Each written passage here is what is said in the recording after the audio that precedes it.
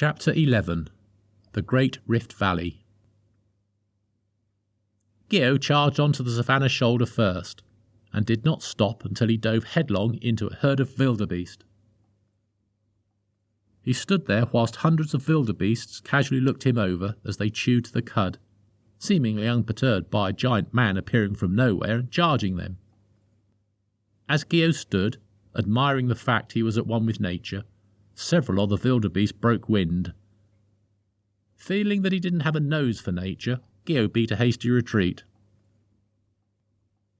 Requiem and Uracil made a much more composed entrance. Well, almost. "I see you have an outfit for every occasion, Uracil," said Requiem in mock appreciation. He didn't know what else to say. Uracil was now in 1920s classic safari gear, topped off with a marvellous cane, which he was now holding close to his face as he used binoculars to zoom in on Gio's face to capture the moment the wildebeests broke wind. "Oh, now that is a picture moment if ever I saw one," Uracil chuckled. As Gio walked back towards them, Uracil put on his best David Attenborough impression. "And, once again, we watch as the ungainly lesser Gio is beaten back by the wildebeest's amazing chemical attack. The question now is, will he be finished off by some dung, or will he, by some amazing twist of fate, make it back unscathed? The answer is no. The lesser Gio has well and truly put his foot in it." Gio hopped back whilst cleaning his foot with a large leaf. Sensing that something wasn't right, he turned in time to see the wildebeests scatter. Their stampede was joined by the giraffes, gazelles, and everything else within view. "You've got to change your perfume, Freya," Gio called out as he walked back to the group. Requiem and Uracil turned to see that Freya had finally made it through along with Havoc, who, without warning, sprang from Freya's embrace and charged after the stampeding animals. Pretending to wipe away a tear, Gio said in an emotional voice, "Our little Havoc is all grown up and chasing wildebeests." Somewhat distressed, Freya asked, "What should we do? Should we call him back? He could get trampled." With his hands in his pockets and spinning on his heels, Requiem calmly reassured her. I shouldn't worry.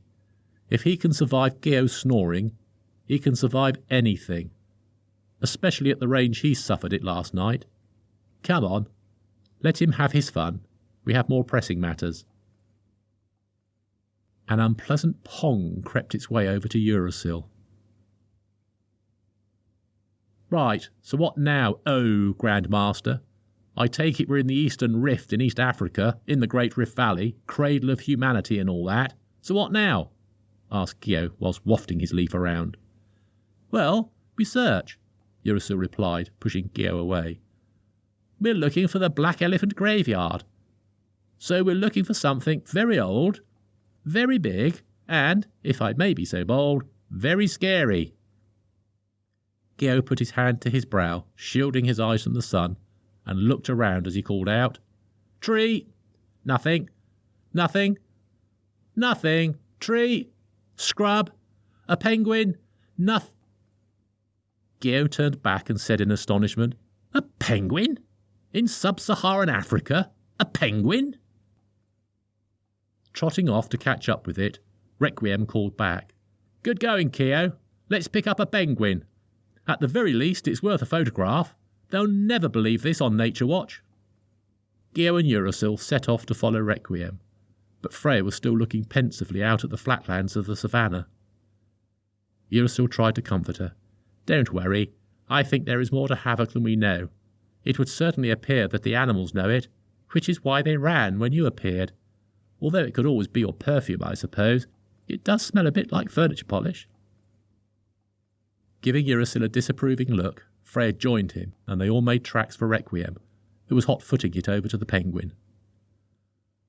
When he reached the penguin, Requiem flung his arms wide, gave out a bellowing "Hello!" and started clapping his hands with joy. Walking right next to the penguin, Requiem went to stroke its head. "Blimey, you are a big fella," he said in wonderment. The penguin snapped at his fingers. Okay, just trying to be friendly. Sniffing and looking around, Requiem asked, You haven't happened to seen a big, scary elephant graveyard around here somewhere? The penguin called out, snapped at Requiem again, and started to walk away as the rest of the group finally caught up. Where have you been? Asked Requiem impatiently. Percival here is going to show us the way. Come on. Requiem darted off to catch up with a waddling bird, whilst the others caught their breath. Freya turned to Gio. You know, sometimes I worry about that man. I mean, is he fluent in penguin or something? He certainly has been increasingly full of surprises recently, mused Uracil, swatting some flies with his cane. You don't know the half of it, added Gio. Which is why, if he wants to follow a penguin, we follow a penguin. Come on, before we find that it flies too. Requiem was walking behind the penguin, imitating it.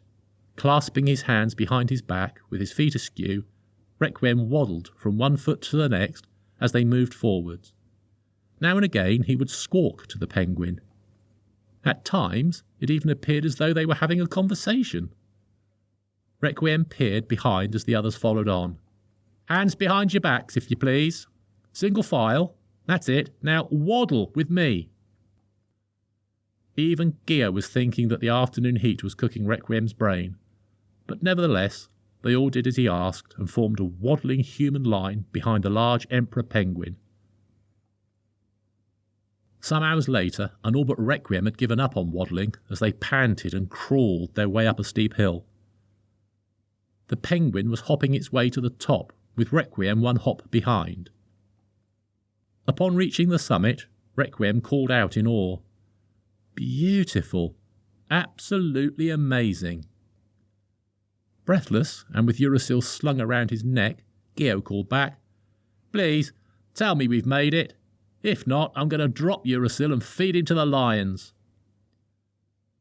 Uracil tightened his embrace around Gio, choking him. No, I don't think we're there yet, but it is amazing all the same, called Requiem as he stroked the penguin's head. Freya was next to make it to the top. Wow, she said with a pinch of astonishment. It's a really big hole. Great. Gio's hand could be seen flapping about at the top of the hill, feeling for something to hold on to.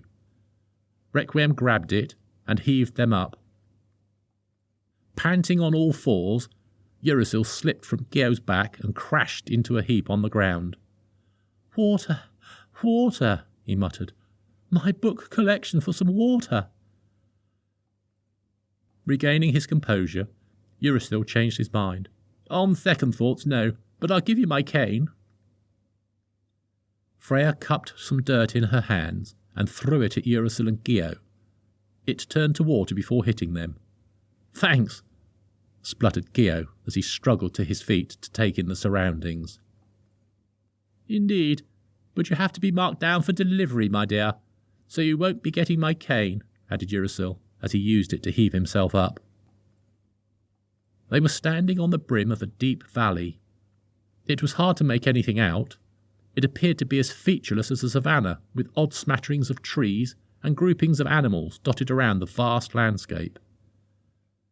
Standing next to Requiem, looking deeply unimpressed, Freya asked, And what does Percival say now, Nothing.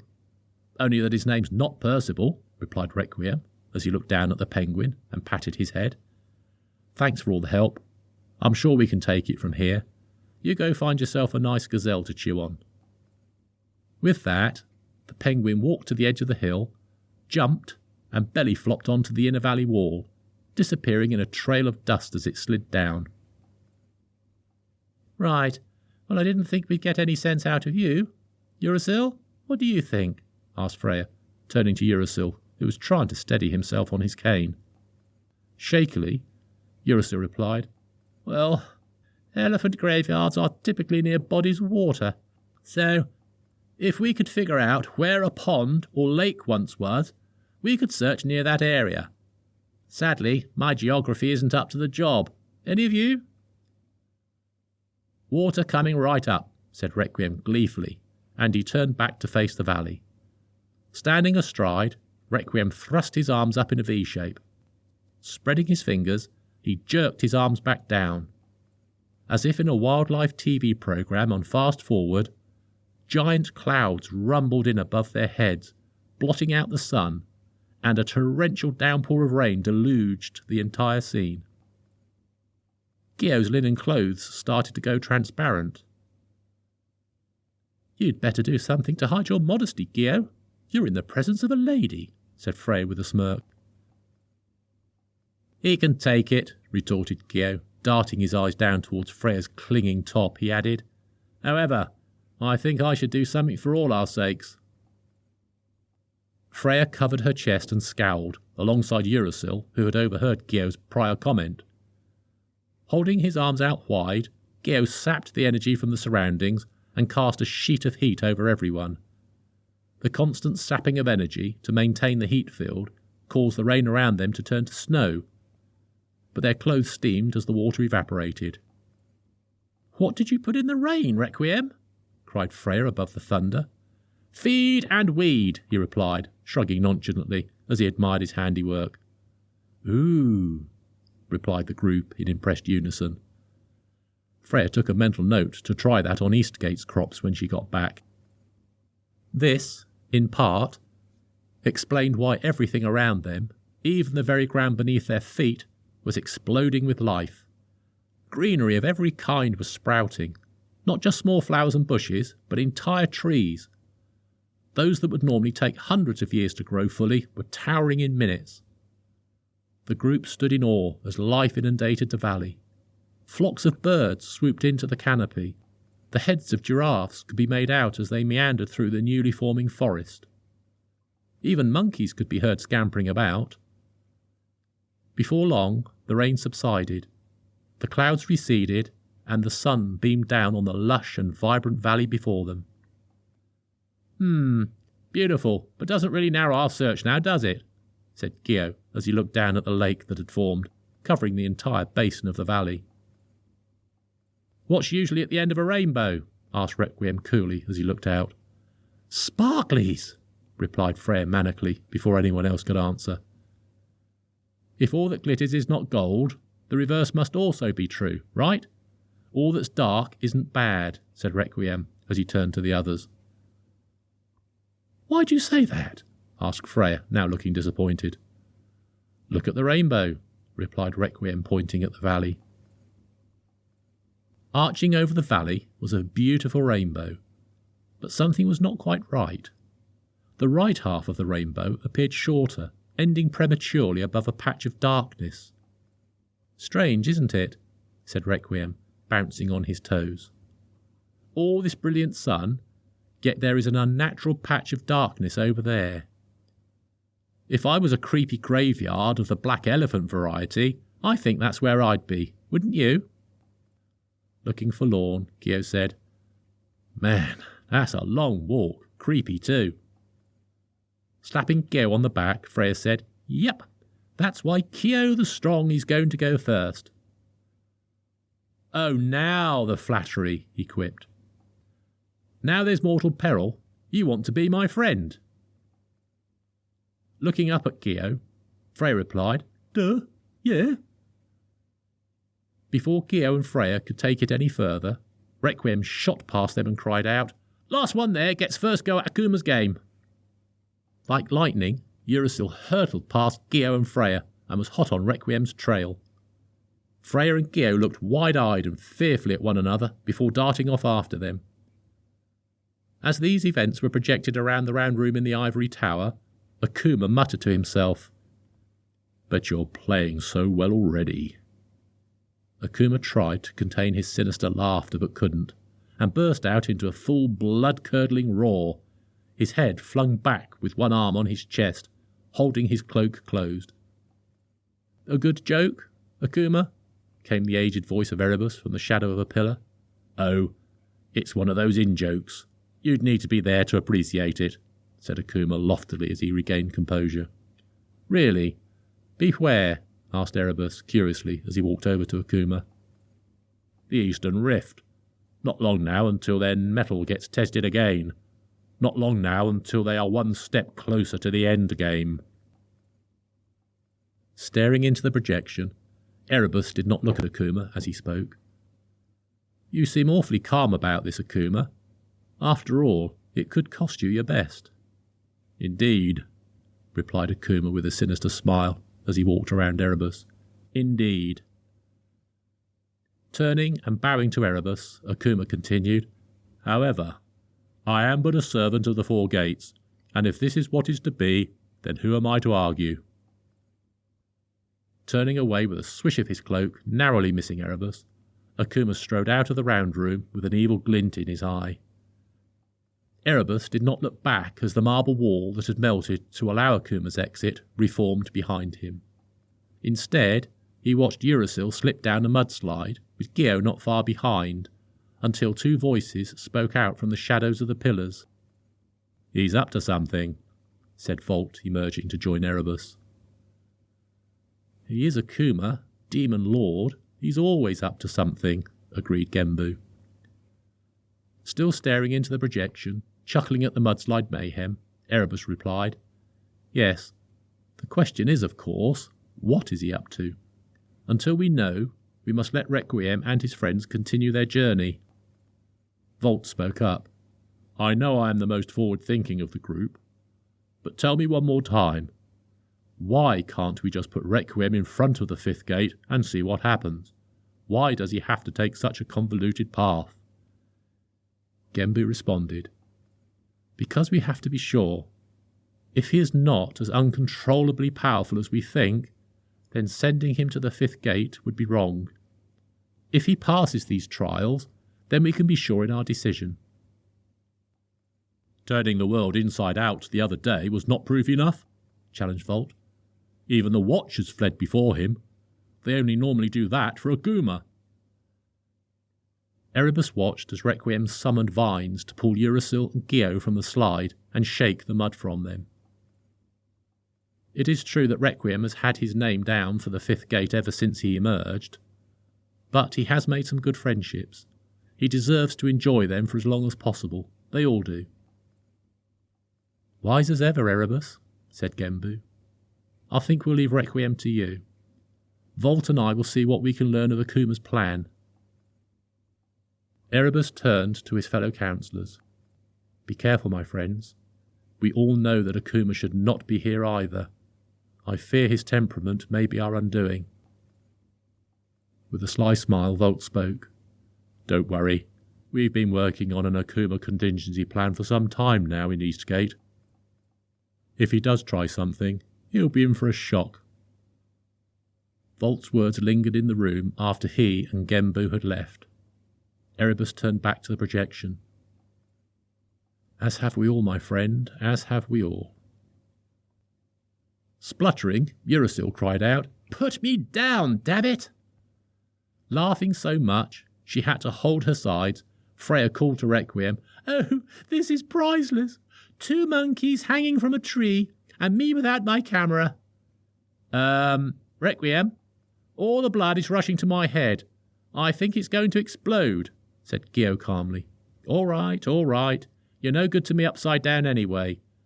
At least you're not as muddy as you were, replied Requiem as he gently lowered Uracil and Gio to the ground and sent the vines back up into the canopy. Freya gingerly walked over to Requiem, avoiding the splatters of mud left behind by the other two. Whilst the 2 comedians here were having fun, I noticed that we're not far from that black patch, a little way through those trees, I think. Pointing to the sky, Freya continued, There, do you see? The rainbow stops not far from here. Uracil stood up and wiped away the last of the mud. What was that? He said nervously as he stood rooted to the spot. A loud rustle could be heard not far from the group. There, again, did you hear? Gio got up, facing the other way to Uracil. Uracil, he whispered with urgency. Uracil, get over here now. What? What on earth for? Said Uracil unhappily. It was your heavy-footedness that sent us down that mud chute in the first place. No, thank you very much. You can walk on your own. Not even elephants cause as much carnage as you. Requiem spoke with a slight quiver in his voice. I'm glad that's how you feel, so you won't mind walking with them then. Them? Asked Uracil. Yes, them, replied Requiem, nodding his head pointedly at the forest behind.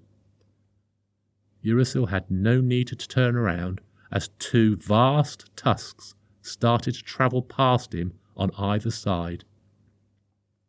It was not long until a deep-throated roar shook his body to the core. White as a sheet, Uracil slowly turned and came face to trunk with a black elephant. Hello, said Uracil, waving timidly. You wouldn't be about to put flowers on a grave, would you? The elephant bellowed, causing everyone to hold their ears and squint in pain. When they opened them again, they found themselves surrounded by black elephants. Each was at least half as tall again as Gio, with a bulk so great that every footstep shook the ground. All, without exception, had giant, brilliant white tusks. The eyes of the elephants, as black as their skin, penetrated each of the group, making even Requiem feel so cold that he shivered in vain to shake off the feeling. As the giant elephants wafted their great ears, they whipped up a breeze, forcing everyone to cover their eyes from the dust. Freya screamed as the elephant behind her wrapped his trunk around her body, leaving only her head and feet visible. This was swiftly followed by a yelp from Uracil as the same happened to him. Gio suddenly found himself being held by two elephants. Each was his size. Requiem stood there calmly, his arms firmly by his sides, with his feet together. Do as you will, he said confidently to the elephant in front of him. The elephant flicked Requiem in the face with his trunk, sending him flying into the elephant behind. Resting on the elephant's tusks, Requiem rubbed his jaw. That wasn't quite what I was expecting, you know, he said as he looked back at the elephant that had hit him. Before he could move, everything in Requiem's world blurred, and he collapsed. The elephant, whose tusks Requiem was resting on, wrapped his trunk tightly around him and followed the others in a procession towards the graveyard.